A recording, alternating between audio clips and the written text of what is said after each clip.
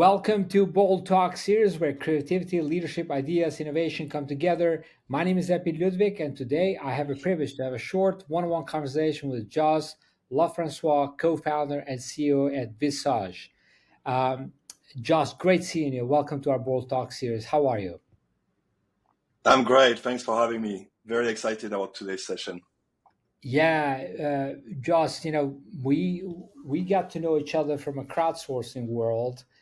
That's But right. before we dive into that conversation, first, you spent 10 years in trenches, traditional recruiting. What was the breaking point, the moment you realized that the system wasn't just broken, but needed to be dismantled completely? And tell us about what Visage does. Yeah, I mean, pretty simple.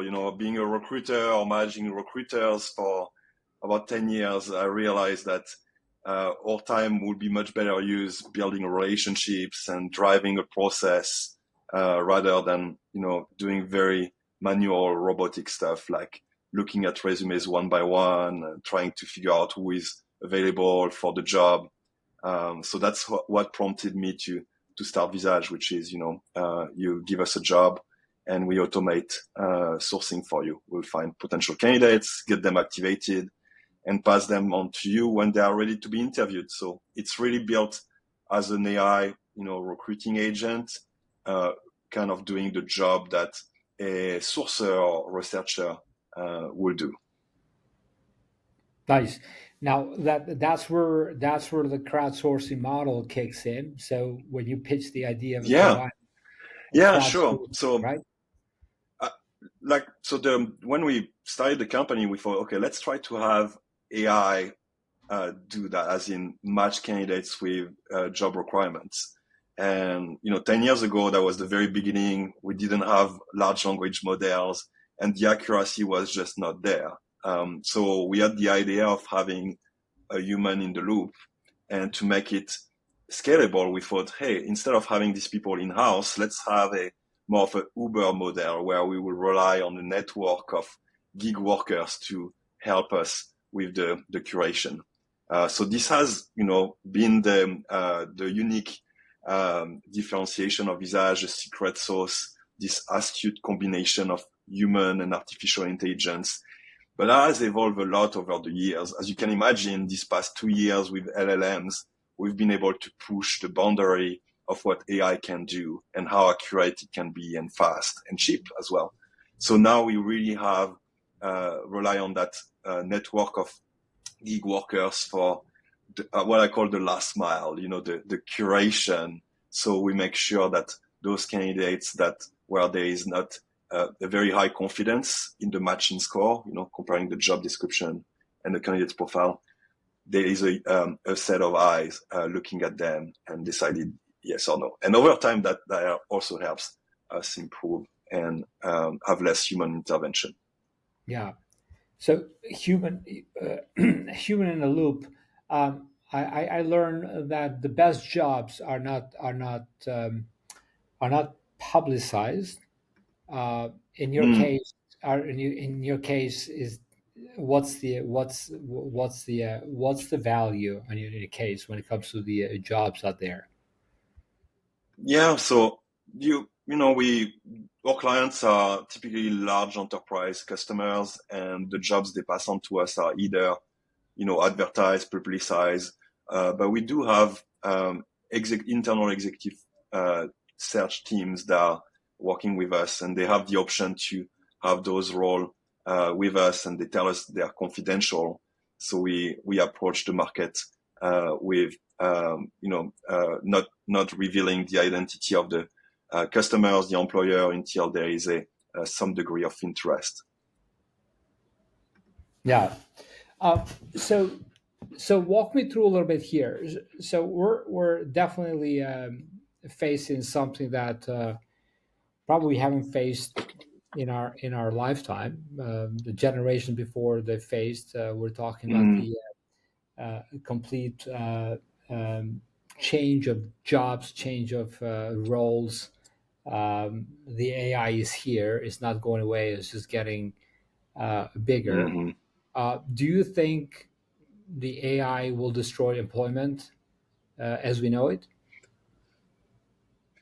I, I'm no, I don't. I do not believe that narrative. And I must admit, when I started playing with some of these LLMs, I started getting worried about, what is going to be the impact on knowledge workers, particularly because this is where, this is our bread and butter, helping professional and technical workers get job. Um, but then I kind of started, first of all, what we are seeing as far as layoffs are concerned today, or the fact that there's kind of a white collar winter. There is not as many job opportunities. People are not moving from one job to another, so there is not a lot of liquidity in the market. And when I look at the announcements, and I also seen a survey this week, they surveyed companies and asked about their hiring intention for the coming year. And the primary reason for the slowdown is not AI replacing jobs. It's economic uncertainty, it's tariffs, it's slowdown in their particular sector. So even when you look at Microsoft, for instance, that just laid off 4% of their workforce, 9,000 people, what they say is that they are going to refocus on AI, investing in AI, but they are not saying they are going to replace those jobs with AI. What they are saying is that we are going to need a different skill set to build different people to go and build the AI future at Microsoft. So that's kind of the where first what we are seeing on the market right now. And then when I look at capitalism is always an interesting market force, as in, it's not because you only need one person today to do the equivalent of what 10 used to do that you are going to lay off 9. It all depends on your IRR, the rate of return. If you can do 10x the return by having 10, these 10 people still employed, you will keep those 10 people. So I think it's more a question of outcomes and the fact that right now there is a bit of economic uncertainty, slow economic growth in the US particularly.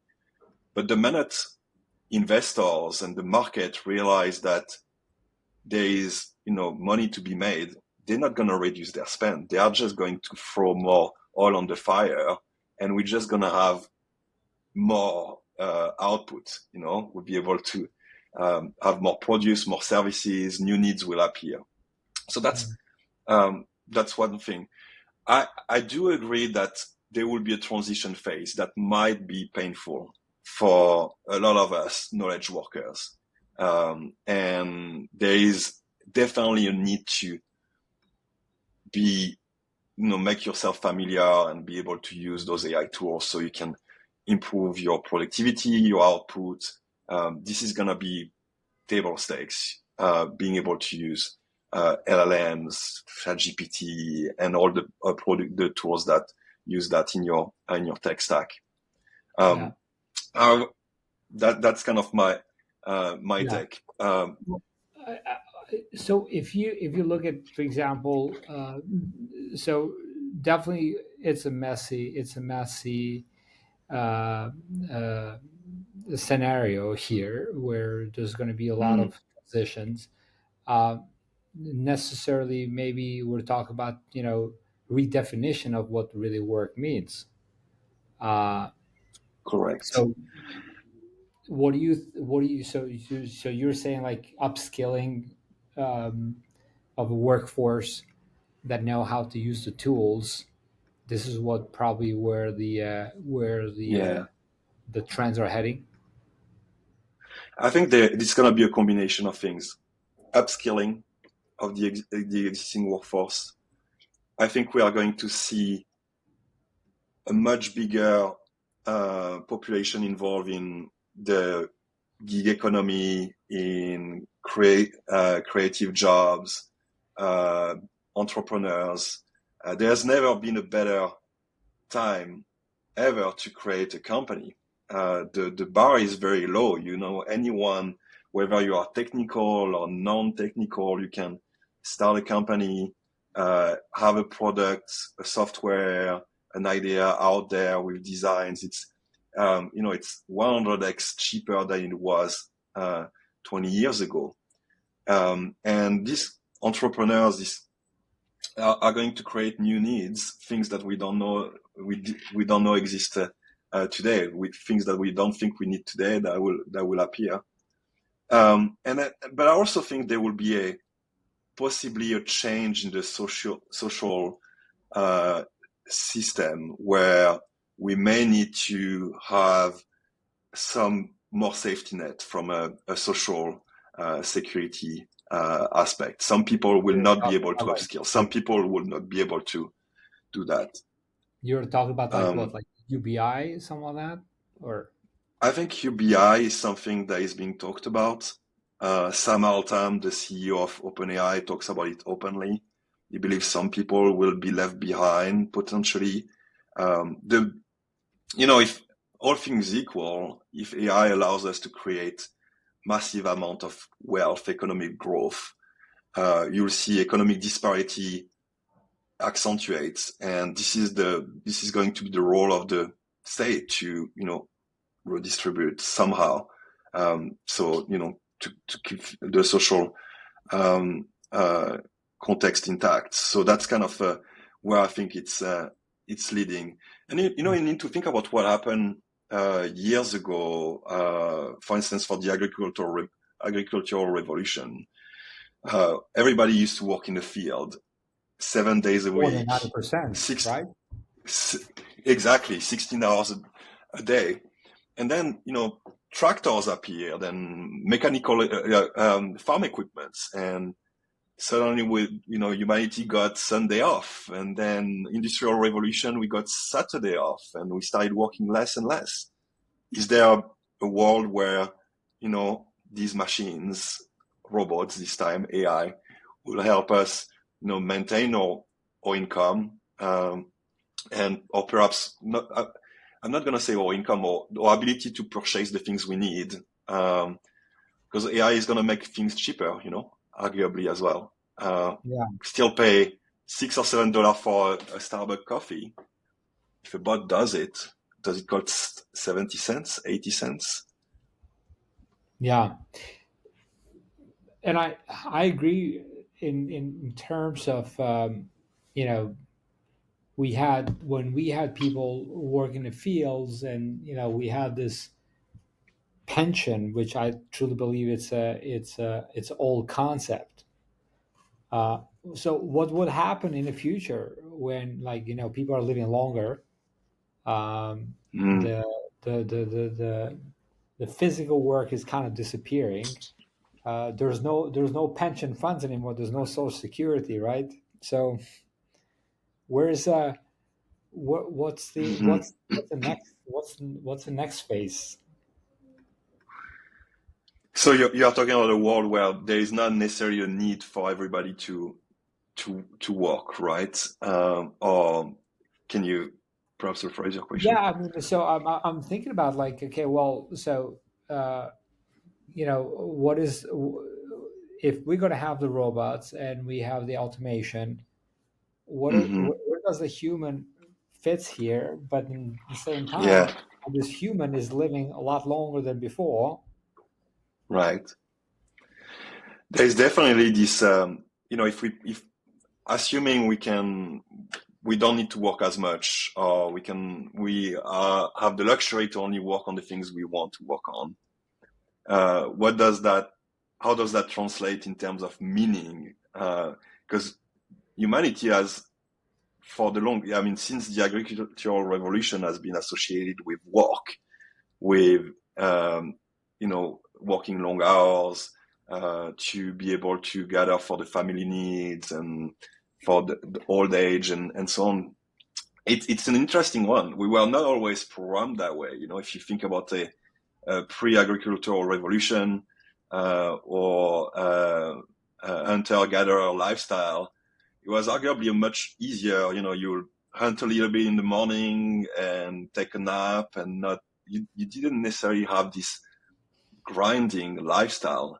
But I don't know if it's indeed a good comparison with what are we gonna get a society of couch potatoes that have no purpose, that are unhealthy mentally and physically because they are not really challenged. I don't know. I've got like humanity has this way of always finding new mountains to climb, of finding new challenges. So I'm pretty optimistic that we'll find a purpose that's just in us. But talking about, let's go a little bit back here. So, talk about your platform. You see some patterns. What recruiting roles are slowly disappearing, for example? Yeah. So in terms of the recruiting roles, if you look at the recruitment value chains, if you isolate each of these components, you can arguably find an AI solution for most of them, if not all of them. For instance, interview scheduling now can be automated fairly easily.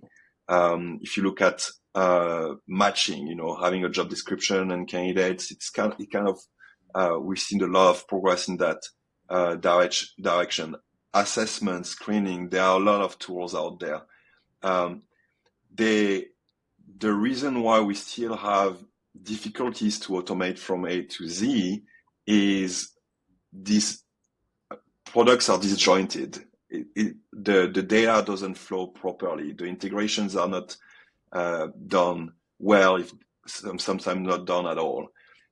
So what is interesting is that I was always hoping that having those robotic tasks and manual tasks, done by software, automation, AI, will enable recruiters to have more time to build relationships, to work on employer value proposition, and kind of drive the process. I still feel that recruiters are bogged down with a lot of administrative things, lots of copy pasting, lots of context switching from one product to another. There is also a lot of we don't know why it is, but there is a lot of pushback on adoption of these tools, more automated tools, and it could be because it's overwhelming. It could be because it's a change. But very clearly there is a fear that this will replace, you or this activity that you used to do that you think you are doing well, and that's the unknown of what's next for you. So I think if I was a recruiter today, I will really, of course, work on my AI, skills, my ability to work with all the tools out there. I will make sure that I don't bog myself down with things that can be automated, and I will focus on interpersonal skills, building relationships with hiring managers, driving a process, being able to design workflows, and relationship with candidates. So the human part of the job. Mm-hmm.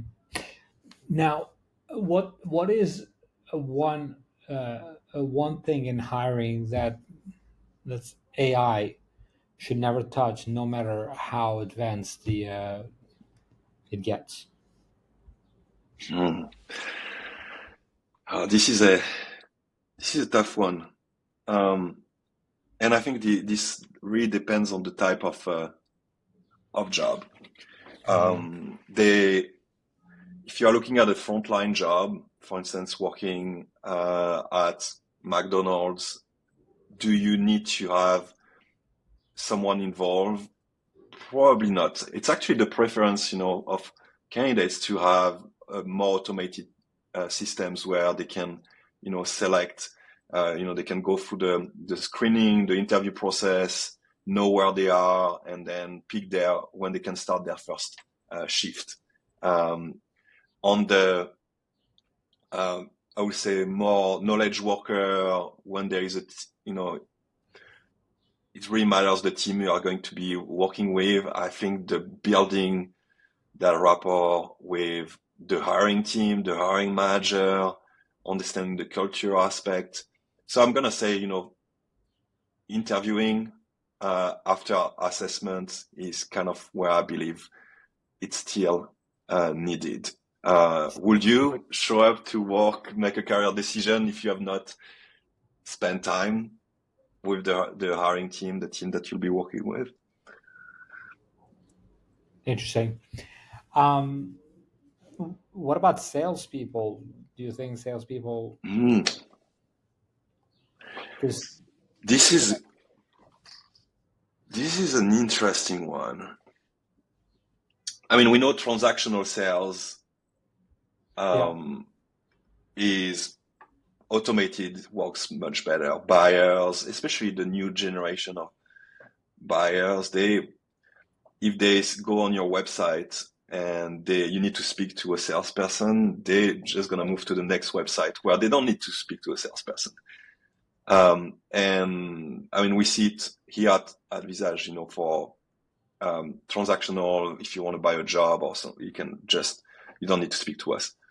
Now, when it comes to more complex sales process, I still see a lot of value in a sales force that is going to explore the needs, develop a solution together with the prospect.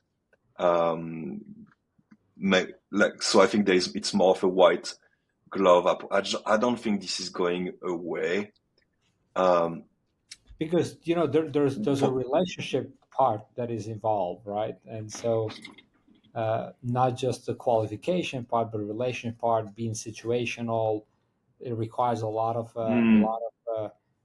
IQ, EQ, um, you know, even like spiritual quotient in a way too. So in a way, like, I think is so. AI that's going to be able to replace that? I don't think so. That's how I see it. But this is really I exciting, agree. Joss. I would love to carry on this conversation. This is a short format bold talks. I'd like to ask you a question, which I ask this question all the time to all my guests. What does the word bold mean to you? Hmm. This is a great. I think bold is the ability to make moves and commit to an intuition, an idea, and kind of go after it from a place of curiosity and not necessarily care about the outcome, whether the negative outcome, rejection or failure. So that's how I understand it. Well said. Care not for rejection, right? That's great. Joss, great seeing you. Thanks for joining this Bold Talk series. Wish you all the great Thank success you. in the years to come. Until we meet again, take care, be great, and be bold always. Thank you, Epi. Bye bye.